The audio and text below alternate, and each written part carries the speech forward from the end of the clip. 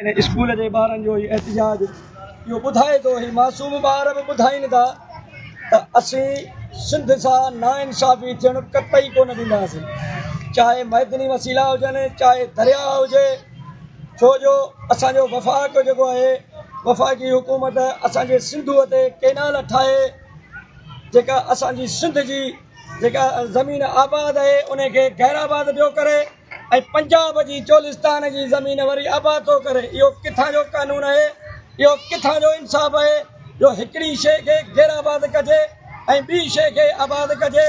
इन करे असांजी सिंध जा ई मासूम ॿारड़ा, स्कूलनि जा ॿारड़ा ऐं असांजी उस्ताद बिरादरी ई मुंहिंजा उस्ताद सभई असीं हिकु आहियूं, इन ई प्लेटफॉर्म ते आहियूं।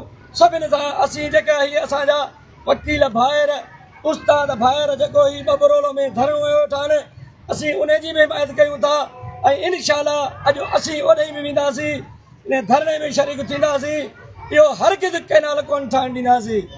नाराए सिंध, नाराए उस्ताद।